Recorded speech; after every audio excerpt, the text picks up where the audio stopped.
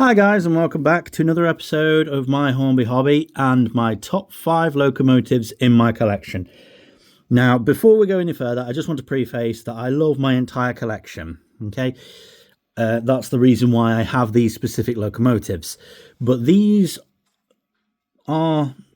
list pertains to my favourite locomotives, the most locomotives that look good, that are the best runners, that have a sentimental connection. Okay, so let's get started with the list. In at number 5, it's not really a surprise. It's Sally, the Stanier Mogul. And of course, the reason why this is on the list is because I got to drive her. You know, I got to drive and fire the last Stanier Mogul in existence. The reason why it's so low on this list is because it doesn't get run much, if at all, and plus it's not in the best condition. As you can see, it's missing a lot of the lining, it's not numbered. I'm still trying to get the numbers for it, and I want to make a better job of it because it still looks a bit bodged, if you like, but it's still a great locomotive. It may not be the exact Stanier Mogul that I drove, but it's, you know, it's one step closer to being that. So, of course, I had to include it in this list. In at number 4 is Kelly, because I know that Kelly would be pretty mad if I didn't include her in this list. She's often seen in stories as the voice of reason. In fact, I think she's had the most stories written about her. You know, there was Slow and Steady Kelly. I can't remember half of the stories, the tales from the track, that featured her, but she did feature quite prominently. And she is a representation of, obviously, Kelly Ashford trains. And if you look at the Meet the Fleet episode, which features her, I'll go into more detail about that. So she has to be in this list because she's been such a huge character since the old layout, actually. She's been with me the longest, or is one of the longest locomotives. So she has to be a part of this list. In at number 3, here's James. And of course, this is on this list for a very specific reason, because Webby very, very generously donated this to me. You know, he just gave it to me. I didn't have to pay anything for it. He just gave it to me, which is always fantastic when you get something for free, especially when it's a locomotive. And it was probably one of my favourite repair projects to do, you know, to get stuck into a Hornby James. You know, and I know that it's just the typical Hornby Ringfield motor, but, you know, it was nice to do it. It really, really was. And it's nice that I finally have another Thomas character in the collection. So this one does have a very sentimental connection. So thanks again, Webby, for donating this one to me. Coming in at number 2, I bet you're all surprised that this one is here, aren't you? I bet you expected this one to be higher. It is, of course, Jamie the Ginty. This one holds a very, very special connection to me. It is one of my favourites. It's in the top 2 spot. For many reasons. One, because I just sort of got it on a whim, you know, from that £110 box from Hina Antiques. And I didn't know what was going to come of it. And then I ended up going to the Midland Railway for the Ginty reveal. And lo and behold, it's exactly this. It's 16440.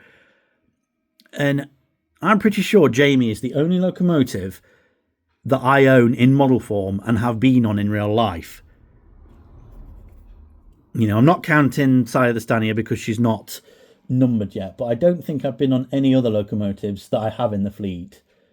I don't think I've been on the Duchess of Sutherland. I'm trying to think of what other locomotives I've got in the collection. But yeah, Jamie is, I mean, I'm sure you've seen on the channel for both Tales on the Track and even the photo albums and videos that I do of Jamie. It's not hard to see why. A very gorgeous locomotive. It's one of the locomotives that I've had to buy several parts for. I mean, this the vacuum pipe there, not vacuum pipe, steam pipe, brake pipe, whatever it is on the smoke box. I had to buy a new chassis for it.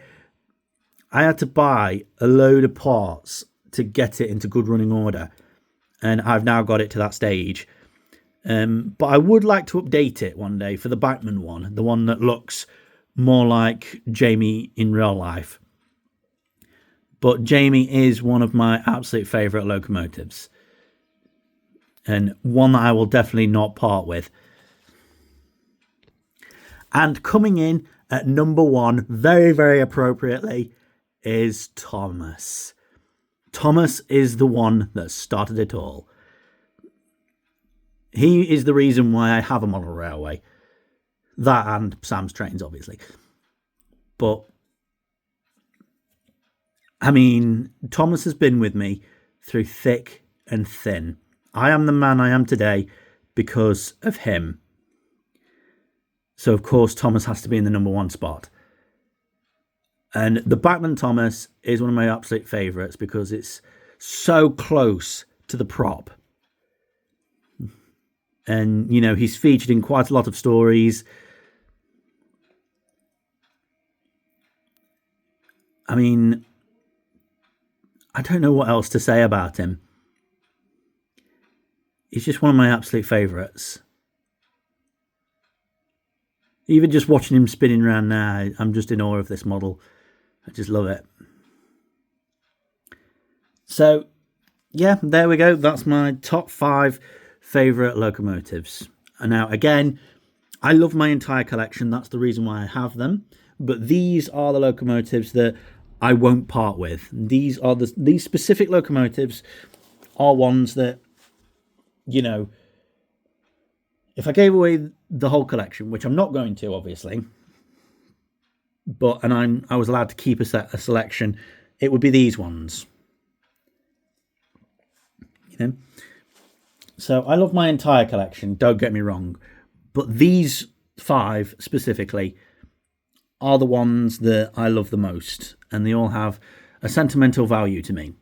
Especially Thomas, obviously. So I wonder how many of you expected this list to turn out like that. Especially with Jamie and Thomas. So I'd like to know what your thoughts are. Like, which locomotive did you think was going to be in the top 1? Did you think it was going to be Jamie? And let me know what your top 5 locomotives are. Not just from my collection, but from all of yours. But that's it for this video. Until next time, stay safe and thanks for watching.